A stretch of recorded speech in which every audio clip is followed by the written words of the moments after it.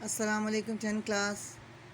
آپ کا مطالعہ کا لیکچر ہے یہ، اور اس میں آپ کا پہلا چیپٹر ابھی تک چل رہا ہے کیونکہ تھوڑا سا لمبا ہے، اور اس کی اب لانگ کوسچن ہم کر رہے ہیں. ابھی کچھ شارٹ کوسچن باقی ہیں، وہ انشاءاللہ کل کے لیکچر میں ہوں گے.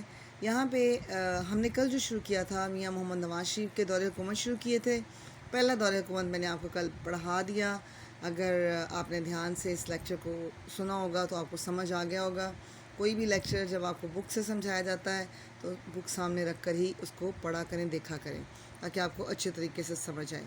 ٹھیک ہے، یہاں پہ آج ہم نے کرنا ہے میاں محمد نواز شریف کا دوسرا دور حکومت، جو کہ فروری 1997 میں شروع ہوا. فروری 1997 یعنی 1997، اور یہ ختم ہو جا کے 1999 میں. میاں نواز شریف دوبارہ پاکستان کے وزیر اعظم بنے، یعنی دوسری دفعہ بن گئے. ان کے اس دور کے اہم واقعات درج ذیل ہیں. پہلا واقعہ ہے ان کا، آپ کو جو یہاں بتایا جا رہا ہے کہ جسٹس سجاد علی شاہ اور فاروق احمد لغاری کا استعفیٰ. فاروق احمد لغاری صدر تھے، اور justice Sajjad Ali Shah high court supreme court کے چیف جسٹس تھے، یعنی پاکستان کے چیف جسٹس آف پاکستان تھے. ابھی میاں نواز شریف کی حکومت کو قائم ہوئے 1 مہینہ ہی ہوا تھا کہ سپریم کورٹ کے چیف جسٹس سجاد علی شاہ کے ساتھ ان کی اختلافات شروع ہو گئے، یعنی چیف جسٹس کے ساتھ اختلافات. کئی ماہ پر محیط اس چپلکش کا انجام یہ ہوا. کئی ماہ پر محیط، کئی مہینوں پر چھائی ہوئی چپلکش، جھگڑا. انجام یہ ہوا کہ فوج کی مداخلت سے چیف جسٹس سجاد علی شاہ کو اپنے منصب سے مستعفی ہونا پڑا.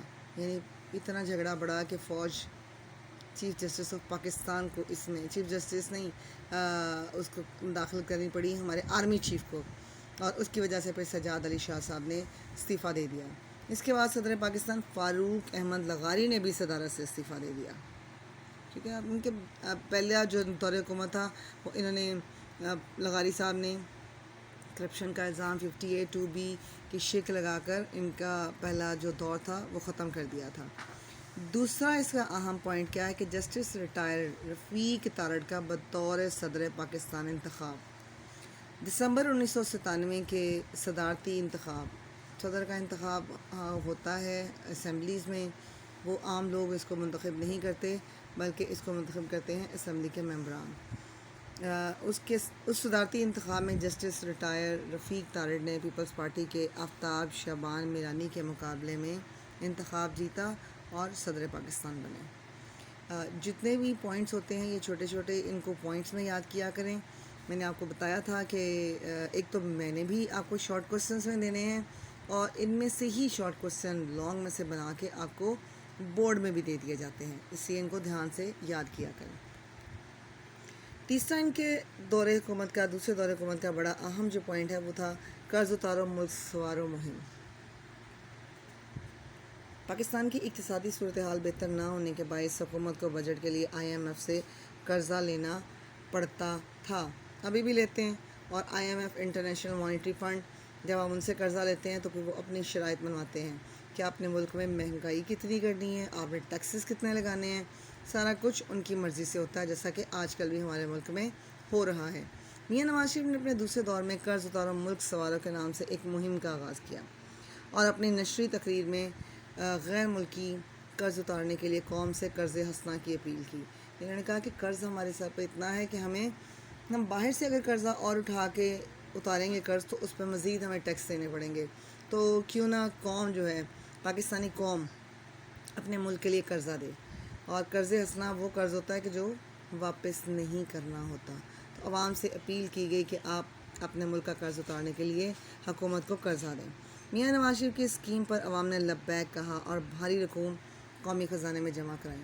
پاکستان کی قوم چیریٹی دینے میں دنیا میں سب سے آگے ہے، بہت زیادہ چیریٹی کرتے ہیں. تو جب یہ کہا گیا تو تب بھی پاکستانی عوام آگے بڑھی اور بے تحاشا پیسہ ملکی خزانے میں جمع کرایا.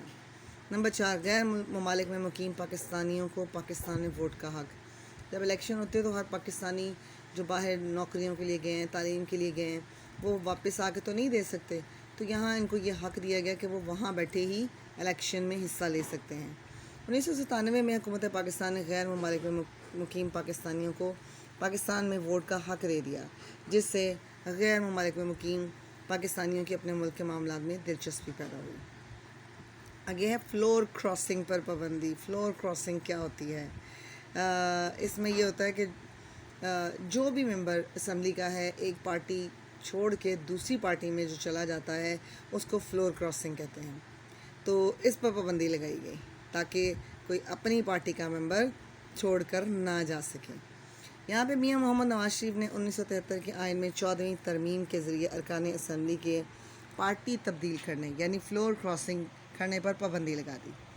اپنی پارٹی کو مضبوط رکھنا تھا، ان کو اپنے ممبران وہیں پہ چاہیے تھے، اس لیے کیا۔ اور یہ پھر ترمیم کی آئین میں۔ ہمارا آئین نیم استوار آئین ہے اور اس میں تبدیلی ہم کر سکتے ہیں اس کے آئین کے کسی بھی شق میں 2/3 میجورٹی کے ساتھ۔ اس ترمیم کے ذریعے منتخب رکن اسمبلی کو پابند کیا گیا کہ وہ صرف اپنے ہی لیڈر کو عوام کو اعتماد کا ووٹ دے سکتے ہیں۔ نافرمانی کی صورت میں سے پارٹی سے خارج کر دیا جائے گا، یعنی پارٹی سے نکال دیا جائے گا، جاؤ جدھر تم نے ووٹ دینا وہاں جاؤ۔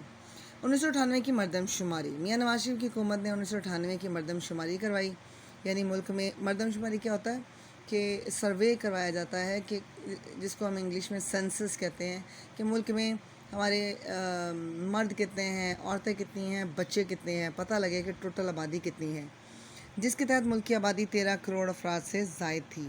یہ 1998 کی بات ہے، یعنی کوئی آج سے 22 سال پہلے۔ پھر نئی تعلیمی پالیسی کا اعلان کیا 1998 میں۔ وفاقی وزیر تعلیم سید غوث علی شاہ نے نئی تعلیمی پالیسی کا اعلان کیا، جس کے تحت کئی نئی تعلیمی ادارے کھولنے کا عزم کیا گیا۔ پتہ نہیں وہ پورا بھی ہوا تھا کہ نہیں، یہ مجھے کہیں نظر تو نہیں آیا۔ بہرحال اللہ بہتر کرے ہمارے ملک کے لیے۔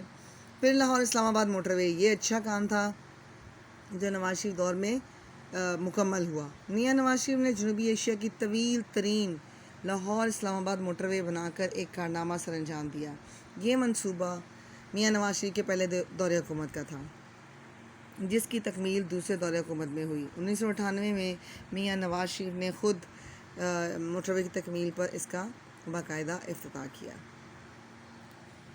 اب ایک اور جو انہوں نے کام کیا، جو آپ کو شارٹ کوسچن میں نے کروایا کہ 58(2)B کی شق کا خاتمہ کر دیا گیا 1973 کے آئین سے۔ اس میں کیا تھا کہ صدر کسی وقت بھی اسمبلی توڑ سکتا تھا۔ میاں نواز شریف نے حزب مخالف کو ساتھ ملا کر، حزب مخالف اپوزیشن کو ملا کر 1973 کے آئین سے 58(2)B شق کو نکال دیا۔ حزب مخالف بھی مل گئی ساتھ، کیونکہ یہاں تو باریاں لگی ہوتی نا، ایک دفعہ میں اور ایک دفعہ دوسرا، تو انہوں نے بھی کہا کہ اگر ہم آئیں گے، جیسے پہلے بے نظیر پہ لگا کرپشن کا الزام، یہی والی 58(2)B شق لگائی، ان کی حکومت ختم کی، پھر نواز شریف آئے، پھر ان پہ لگی یہی شق، ان کو نکالا گیا، پھر بے نظیر کی حکومت آئی، پھر 58(2)B لگا اور ان کو نکال دیا گیا، تو دونوں نے مل کر اس شق کا ہی خاتمہ کر دیا، جس کے ذریعے کوئی بھی صدر کسی بھی اسمبلی کو کسی بھی وقت توڑ سکتا تھا۔ 13ویں ترمیم کے ذریعے صدر کا یہ اختیار ختم ہو گیا، چھین لیا صدر سے یہ اختیار ہم نے۔ پھر ایٹمی دھماکے۔ بھارت کے ایٹمی دھماکوں کے جواب میں 28 مئی 1998 کو نواز شریف حکومت نے ایٹمی دھماکے کر کے بھارت کی برتری کا خواب خاک میں ملا دیا۔ اس طرح پاکستان دنیا کی 7ویں ایٹمی قوت بن گیا اور مسلمانوں میں پہلا اسلامی ملک تھا جس نے کہ ایٹمی طاقت حاصل کی۔ اعلان لاہور، یہ بھی شارٹ کوسچن آپ کو کروا دیا کہ جب 1999 میں بھارتی وزیر اعظم اٹل بہاری واجپئی بس کے ذریعے یعنی واگا بارڈر سے اب یہاں پہ لاہور میں آئے، خیر سگالی کا پیغام لے کر آئے، یعنی امن کا پیغام لے کر آئے، میاں نواز شریف نے واگا بارڈر پر ان کا استقبال کیا۔ دونوں لیڈرز نے آپس کے تعلقات معمول پر لانے کے لیے کئی اقدامات کا اعلان کیا، ایک مشترکہ اعلامیے پر دستخط بھی ہوئے جسے اعلان لاہور کا نام دیا گیا۔ اس کے بعد ہے وابڈا میں فوج کی آمد۔ 1999 میں میاں نواز شریف نے وابڈا سے کرپشن ختم کرنے اور بڑھتی ہوئی لوڈ شیڈنگ کو کم کرنے کے لیے وابڈا کو فوج کے حوالے کر دیا، جس کے کافی حوصلہ افزا نتائج برآمد ہوئے۔ ہمارے یہاں تو ہے نا، جہاں بھی کوئی کام نہیں ہو رہا، محکموں میں نہیں ہو رہا، سیلاب آ گیا، زلزلے آ گئے، مشکل حالات آ گئے، تو ہم کیا کرتے ہیں، ہم اپنی فوج کو بلا لیتے ہیں بس۔ تو یہاں وابڈا کو فوج کے حوالے کر دیا گیا۔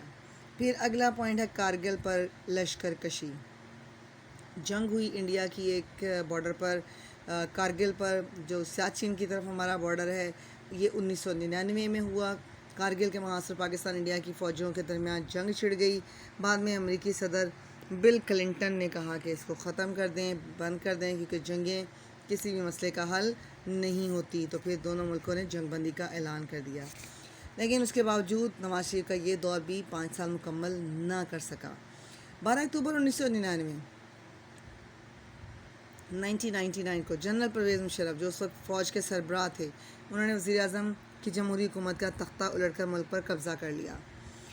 طیارہ کیس اغوا میں خصوصی عدالت نے نواز شریف کو کسی بھی پبلک عہدے کے لیے نااہل، جرمانے اور قید کی سزا سنائی۔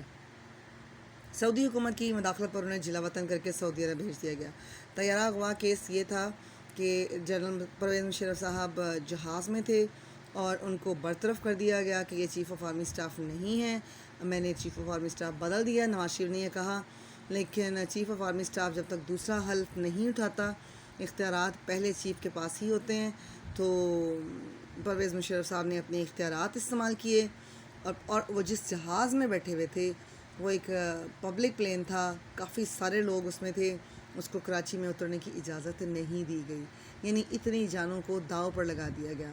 اس کو بعد میں شری لنکا اتارا گیا اور پرویز مشرف صاحب نے اپنے کور کمانڈرز کو آرڈر دیا کہ ٹیک اوور کر لیں حکومت کو، اور پھر نواز شریف کے دور حکومت کا خاتمہ ہوا۔ پھر کیس چلایا گیا، یہی والا طیارہ اغوا کیس، جس میں انہیں سزا ہوئی اور ان کو نااہل قرار دے دیا گیا۔ کافی لمبی سزا تھی، لیکن انہوں نے پھر سعودی حکومت سے ریکویسٹ کی تو ان کو جلا وطن کر کے ملک سے نکال دیا گیا۔ ٹھیک ہے جی، سمجھ آ گئی ہوگی انشاءاللہ تعالی۔ اوکے، السلام علیکم۔